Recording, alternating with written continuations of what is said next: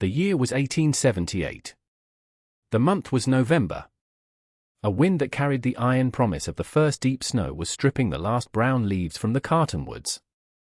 Agnes stood on the porch of the cabin she had shared with her husband for 42 years, and she held a single canvas sack. Inside was a Bible, a well-thumbed almanac, and a small tin of lard. Her hands, curled around the rough fabric, were the hands of a woman who had spent 70 years in conversation with the earth, and the earth had left its reply in her skin. The cold did not care about her age.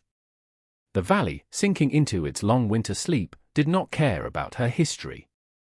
The new owner of the land, a man named Sterling whose face was as smooth and untroubled as a fresh coin, stood in the doorway. He was not a cruel man. He was simply a man for whom the world was a ledger, and she was a line item that no longer balanced. He gestured toward the path leading away from the cabin, toward the vast and indifferent wilderness.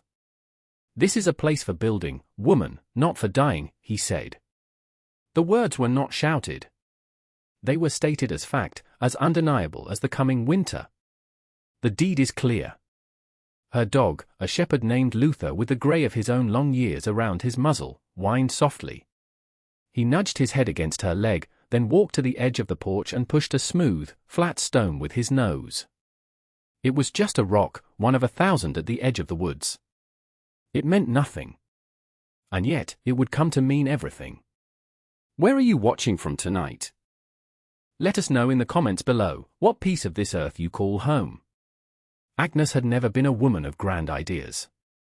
Her intelligence was not the kind that announced itself in clever conversation or quick figures. It was a quieter, more patient thing. It lived in her hands and in her eyes. While her husband, a good man of simple, forceful action, saw a field to be plowed, Agnes saw the way the morning sun touched the eastern third of it 2 hours before the west. She noted which plants wilted in the afternoon heat and which held their color. She knew the language of the chickadees, the way their calls changed an hour before a storm. Her husband had called it her worrying, but it was not worry. It was a catalogue. A deep and silent inventory of the world as it was, not as one wished it to be. She read her almanac not for prophecy, but for patterns. She saw the cycles of drought and hard frost not as divine judgment, but as a rhythm to be understood and prepared for. Her pantry was never just full, it was a library of preserved seasons. Dried beans from a summer of relentless sun. Pickled cabbage from a fall of early frosts. Smoked fish from a spring when the river ran high and generous. This knowledge was her great wealth, but in the eyes of the world, it had no currency. After her husband passed from a fever that swept through the valley, the community looked at her and saw only a liability. The small plot of land, cleared and tended by 2 lifetimes of labor, was encumbered by a modest debt at the land office in town. For a man with sons, it was a trifle. For a 70-year-old widow, it was a wall she could not climb. The world she knew had been built by men, for men. It had a place for a wife, a mother, a widow who could be absorbed into another family's home, another man's economy. It had no category for a woman who intended to work her own land, to face a winter alone, armed with nothing but knowledge and a belief in her own 2 hands. The rejection was not a single, violent act. It was a slow, systemic turning away. A quiet consensus that her time was over. The storekeeper, Mr. Hemlock, began asking for cash instead of extending credit against her future harvest. The families who once shared butchering day with her and her husband now found reasons to be too busy. It was the soft, polite cruelty of a world that had already written her story's end. The town minister, Reverend Pike, a man whose faith was more practical than poetic, encapsulated the town's sentiment perfectly. He visited her one Sunday after his service, his Bible held in his soft hands. He did not sit. "A woman of your years belongs by a hearth, Agnes," he said, his voice gentle but firm, the voice of a man delivering a verdict he believed to be both kind and necessary. Not wrestling with a hard winter alone.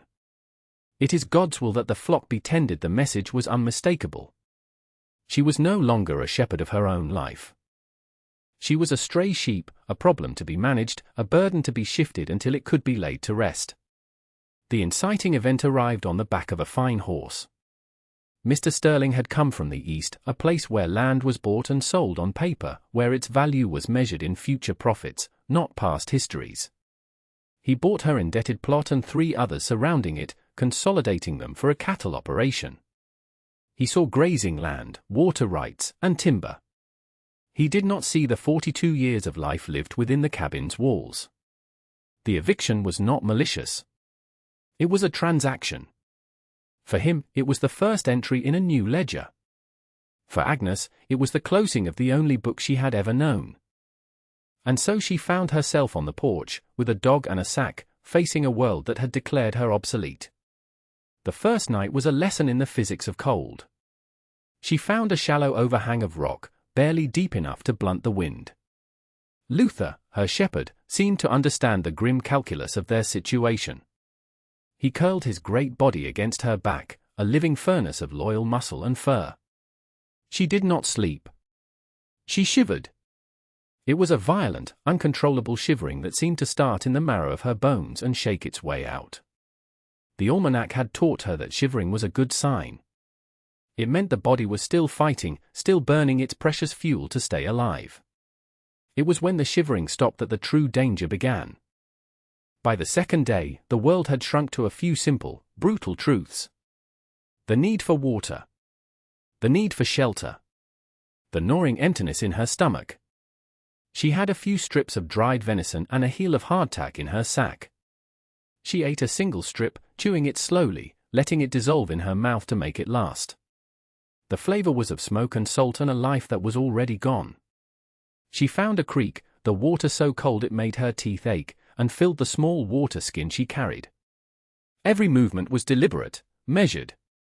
She could not afford a wasted step, a misspent calorie. Her fingers were the first to betray her. They went from the burning ache of extreme cold to a waxy numbness. She could no longer feel the rough bark of the tree she leaned on for support. They became clumsy, disobedient things. She had to use both hands to unfasten the flap of her sack. Her feet were no better, 2 blocks of unfeeling ice at the ends of her legs. She stumbled often. More than once, she fell to her knees in the frozen mud, the impact a distant, dull thud she felt more in her hips and spine than in her legs themselves. The third night, the sky was a sheet of impenetrable grey. The wind rose, and it was no longer just a sound. It was a physical presence, a predator that pushed and clawed, seeking out every gap in her thin wool shawl. She huddled beneath the dense boughs of a great pine, the ground thick with a century of shed needles. It offered little comfort. The cold was a patient siege, and it was winning. In the darkness, with the wind howling its vacant song, she considered giving up. She thought of her warm bed, the heavy quilt her mother had made, the familiar smell of wood smoke and dried herbs that clung to the cabin walls. She thought about walking back. She could beg Mr. Sterling. Plead for a space in the barn, a corner out of the wind. She would trade her labor for a bit of straw and a roof. The image of his face appeared in her mind. The smooth, untroubled certainty. The polite dismissal in his eyes. He had not seen a person. He had seen a problem to be solved. And he had solved it. The thought of facing that look again was a colder thing than the wind. She would not go back. She would not be a ghost in her own life. She lay in the dark and considered if this was where her story would end. Under a pine tree, with a dog as her only mourner. A small, forgotten footnote in the valley's history. It was not a terrifying thought. It was simply a sad one. A life of hard work and quiet competence, erased by a single signature on a piece of paper. Something pulled her back from the edge. It was not a vision, not a voice from the heavens. It was Luther. He pushed his wet nose against her cheek, then began to lick her face with a frantic, insistent energy. It was an animal's simple, powerful command, live. And then, a practical problem asserted itself, shoving aside the larger despair. Her water skin was nearly empty. The creeks would soon be frozen solid. She needed to find a reliable source of water, now. A sentence from her almanac surfaced in her memory, a piece of dry, practical wisdom. South-facing slopes hold the sun's memory. It was a simple observation about the way the land retains heat. It was not a promise of salvation. But it was a direction. It was a map. The next morning, she and Luther began to move with purpose. They abandoned the valley floor and began to traverse the base of the northern ridge, keeping to the slopes that faced the low winter sun. The ground here was marginally softer. The frost was a thin crust, not a solid sheet of iron. They walked for hours, Agnes using a fallen branch as a walking stick, her eye scanning the landscape for any sign of shelter, any anomaly. It was Luther who found it. Near the base of a colossal oak that had fallen decades ago, its roots forming a gnarled wall of wood and earth, the dog grew agitated. He began to whine, his tail low, and then he began to dig. He clawed at the frozen leaves and loose soil packed into a hollow between two massive roots, his paws moving with a desperate, focused power. He was not chasing a rabbit or a fox. This was different. He uncovered a dark opening, no larger than a badger's den, and a puff of air breathed out of it. Agnes knelt, her old knees protesting. She put her hand in front of the hole. The air that touched her skin was not warm, but it was not the biting, predatory cold of the November air. It was the neutral, constant temperature of the deep earth. It smelled of dry soil and stone and something else. Something ancient and still. She pulled away more dirt with her numb fingers. The hole was deeper than it looked. She lay on her stomach, the cold of the ground seeping into her, and pushed her head and shoulders into the opening. It was a tunnel, sloping gently down into darkness. It was not a burrow. It was a beginning. She sat back on her heels, the wind tearing at her hair. She looked at the dark opening, then at the vast, uncaring sky. There was no relief in her, no sudden surge of hope. There was only recognition. A quiet, profound understanding. Men, with their laws and their ledgers, had closed a door. The land, in its silent, patient way, had just offered another one. She dropped her head for a moment, not in prayer, but in acknowledgement. Then she began to dig. The first task was to make the entrance passable. The opening Luther had found was a narrow fissure between two massive roots of the fallen oak. For 2 days, Agnes worked with a kind of focused, desperate energy that left no room for thought or fear. Her tools were the world around her. She used a thick, fire-hardened branch as a lever, wedging it into cracks and putting her full, frail weight against it. The frozen earth yielded grudgingly, in small, stone-hard clumps. Her hands, already numb, were scraped raw, but she barely noticed. She scooped the loosened dirt and rock out with her bare hands, then later with a piece of curved bark that served as a crude shovel. Luther worked alongside her, not as a pet, but as a partner. He would whine with impatience as she struggled with a stubborn rock, then dive in when she cleared it, his powerful front paws sending showers of soil flying behind him. Together, they were a slow, inefficient, but relentless excavating machine. By the end of the second day, the opening was wide enough for her to crawl through on her hands and knees. Inside, the world changed. The sound of the wind vanished, replaced by a profound, muffled silence. The tunnel, which she discovered was a natural cavity formed by water long ago, sloped downward for about 10 feet before opening into a small chamber. It was not large, perhaps 8 feet wide and 10 feet long, with a low, arched ceiling she could touch if she stood on her toes. It was a pocket of stillness carved into the heart of the hill. The air was cool and dry, smelling of limestone and ancient earth. Crucially, it was a stable temperature, insulated by the tons of soil and rock above it. It was not warm, but it would not freeze. This chamber became the center of her new universe. The work of making it a home was slow and methodical, a testament to a lifetime of practical knowledge. She did not have an engineer's plans, but she had an intuitive understanding of stress and load, of ventilation and insulation. The fallen oak above was a gift. She used a sharp-edged piece of shale to laboriously saw through smaller roots that intruded into her space. She used the wood to create crude timber supports for the entrance tunnel, preventing collapse. She wove a thick mat of pine boughs and packed mud to serve as a door, a heavy curtain that could be pulled aside and sealed shut, trapping the precious stillness within. Her most ingenious creation was the hearth. She knew a fire inside a sealed space was a death sentence. It would consume the air and fill the chamber with smoke. But she had noticed a narrow fissure in the rock at the far end of the chamber, leading upward. Using her shale spade and her bare hands, she carefully widened the base of this fissure, building a small hearth of flat stones mortared with wet clay from a nearby creek bed. Then, on the surface, she located where the fissure emerged, a small hole hidden among the oak's root system. She built a small chimney around it, a stack of carefully chosen flat rocks, capped with the smooth stone Luther had first nudged on her old porch. It was a crude, inefficient design, but it worked. When she lit the first, tentative fire, the smoke hesitated, swirled, and then began to draw slowly but steadily up the flue. The sight of it, a thin grey tendril rising into the winter sky, was the first real moment of triumph. Her days fell into a rhythm dictated by necessity. She gathered firewood, dragging fallen branches back to her new home, which she had begun to call the root. She used her shale knife to carve shelves directly into the packed earth walls of the chamber. On these, she arranged her few possessions, the Bible, the almanac, the tin of lard. She foraged relentlessly. Even in the grip of early winter, she knew what to look for: the tough, bitter roots of chicory, the last of the wild onions, the bark of the willow tree for tea to soothe her aching joints. She was a scavenger, living on the margins of the season. The first true proof of her new life came with the first blizzard. For 3 days, the world outside the root was a churning chaos of wind and white. The snow drifted up against her pine bough door, sealing her in completely. Inside, her small fire provided not just a flicker of warmth, but a focal point for her existence. The temperature in the chamber never rose above what a person might call cool, but it never dropped to freezing.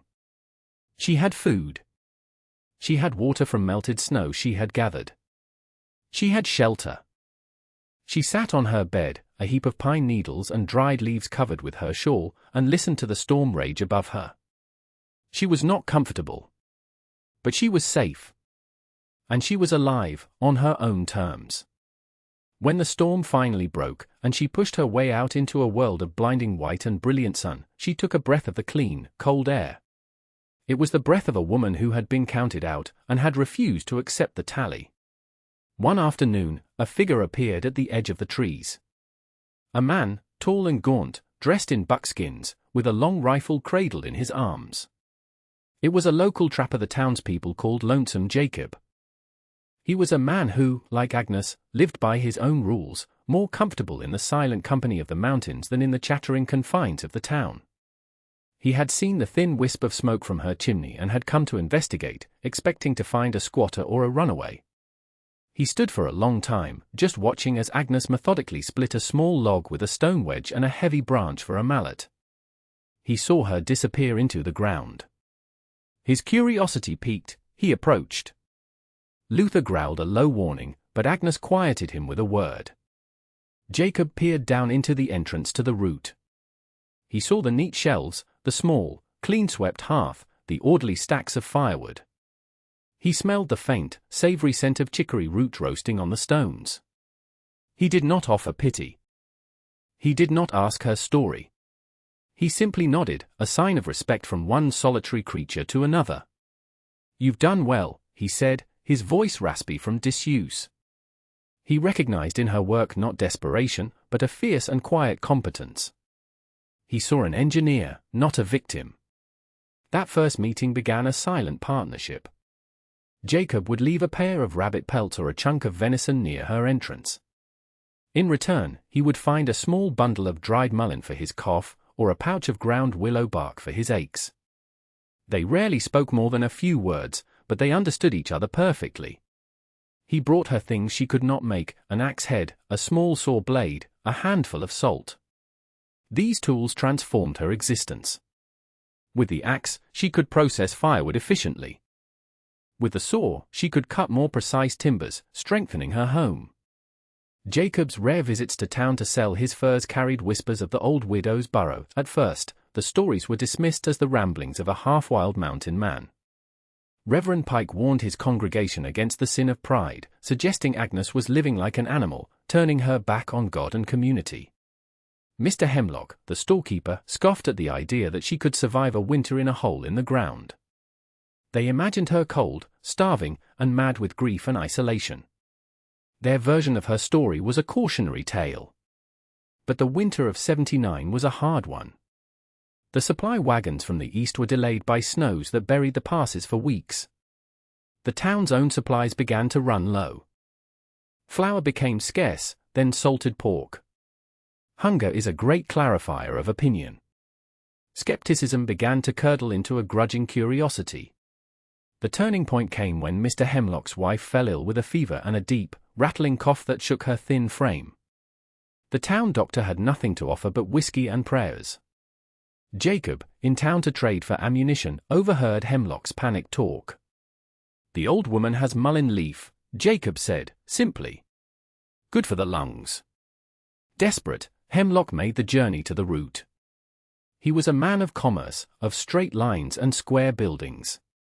The sight of Agnes's subterranean home, a place that was both wild and orderly, disturbed and fascinated him.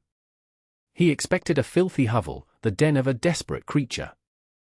Instead, he found a space that was clean, organized, and smelled faintly of baking bread. Agnes was pulling a small, dark loaf from the flat stones beside her fire. It was made mostly from flour she had ground from acorns, a bitter and laborious process, but it was bread. She saw the desperation in his eyes and did not make him ask.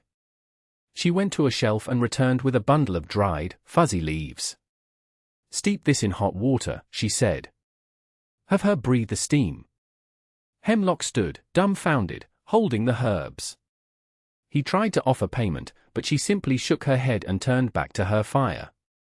The next morning, he returned. He did not speak. He placed a 20-pound sack of white flour on the ground near her entrance, then turned and walked away. The sack was the apology. It was the acknowledgement. It was the first thread of a bridge being woven back to a community that had cast her out. The conversion of the valley did not begin with a sermon or a celebration. It began quietly, with a sack of flour left at the edge of the woods. 2 more winters passed. Agnes and the route became a part of the valley's landscape, a strange and respected anomaly. The women of the town began to make their own quiet pilgrimages. They did not come for charity. They came for knowledge. They brought questions, and sometimes gifts, a pair of knitting needles, a handful of beans for planting, a block of salt. In return, Agnes taught them. She showed them which mushrooms were safe to eat, how to make a poultice from plantain leaves, how to read the signs of a hard winter in the thickness of an onion skin. She was no longer a burden. She was a resource. Then came the winter of 1880. It arrived not as a gradual cooling, but as a sudden, brutal assault. A blizzard, which the old-timers would later call the Blue Norther, descended on the valley and did not relent for 3 weeks. The temperature plummeted to depths no one could remember. The snow buried fences, then sheds, then the first floors of houses. It was a winter that broke the spine of the valley. Mr. Sterling's grand cattle operation was annihilated. His herds, imported from milder climates, were not equipped for such a savage cold. They froze in the fields, statues of ice and failure. His money, his plans, his eastern confidence, all were useless against the elemental fury of the storm. When the blizzard finally broke, he was a ruined man. One afternoon, Agnes saw 2 figures struggling through the deep snowdrifts toward the route. It was Sterling and his wife. He was no longer the man she remembered. The smoothness was gone from his face, replaced by the hollowed-out look of defeat. The certainty in his eyes had been replaced by a desperate, hunted fear. His fine wool coat was tattered, his posture stooped. He looked smaller, diminished, as if the winter had physically compressed him. Luther growled from the entrance of the burrow, a low rumble of territorial warning. Agnes placed a hand on his head, and he fell silent. Sterling and his wife stopped a few feet away. His wife was leaning heavily on him, her face pale, her breathing shallow and ragged. Sterling did not seem to know how to begin. The old power dynamic between them was not just reversed, it was obliterated. He, the man of deeds and property, was now a supplicant at the door of a woman he had dispossessed. Agnes did not wait for him to find the words. Her eyes were on his wife. She saw the telltale signs of lung fever, the same sickness that had plagued the valley before. She stepped out of the warmth of her home into the biting cold. "How long has she had the fever?" she asked. It was not a question of accusation or triumph. It was the practical inquiry of a person confronted with a problem that needed solving. She led them inside, into the steady, quiet warmth of the root. She settled Sterling's wife on her own bed of furs and pine boughs, covering her with every blanket she owned. She moved with an unhurried efficiency that was its own form of authority. She brewed mullein tea. She made a thin broth from dried fish and wild onions. For 3 days, she tended to the sick woman, while Sterling sat silently by the fire, a ghost in the house of the woman he had made a ghost. He watched her. He watched the way she moved, the quiet competence in her hands, the deep, settled peace in her small, earthen home. He was watching a kind of wealth he had never understood. On the 4th day, the fever broke. The woman was weak, but she would live. As they prepared to leave, Sterling stood at the entrance, silhouetted against the bright, cold snow. He still could not find the words for an apology. The shame was too great, the reversal too absolute. Instead, he reached inside his worn coat. He pulled out a folded, yellowed piece of paper. It was the deed to her old land, the one with her husband's name signed at the bottom. He held it out to her. "The cabin is gone," he said, his voice quiet. "We burned it for firewood. But the land is still there." It was not an apology, but it was a form of restitution. It was an admission of a debt that could not be paid in coin. It had cost him the last vestige of his old life, the only thing of value he had left to his name. Agnes took the paper. She looked at the familiar signature, then at the defeated man in front of her. She folded the deed and tucked it into a pocket in her dress. "A deed is just paper," she said, her voice even, without a trace of bitterness or victory. "The ground is what matters. You'd best get her home before the next snow." The forgiveness was not in a grand declaration. It was in the practical advice. It was in the turning back to the tasks at hand. Agnes lived for 5 more years. She never moved back to the plot of land. The root was her home. She did not need the paper deed, she had a deeper claim, one written in labor and knowledge.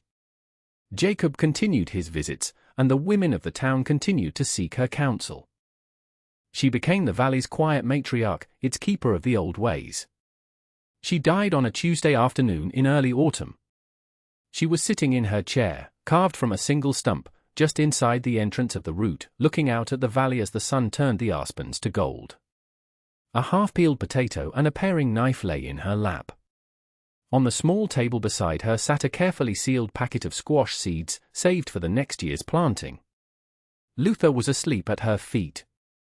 The small fire in the hearth was banked low, ready to be stoked for the evening. She did not look like someone who had died. She looked like a person who had finished a long and satisfying book and had simply closed her eyes. Jacob and 3 of the women she had mentored buried her on the small hill overlooking the entrance to her home. But the root was not sealed. It became a kind of community trust, a subterranean larder where families could store excess harvest, a hedge against the lean times. The women Agnes had taught became teachers themselves. Her legacy was not a name carved on a stone, but something more vital and enduring. It was the 47 families who did not go hungry during the famine winter of 1885, fed by the stores kept in her shelter.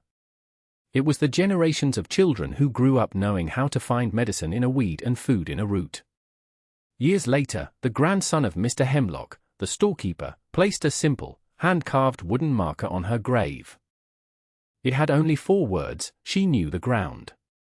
We have all been cast out from somewhere. A job, a family, a life we thought was ours.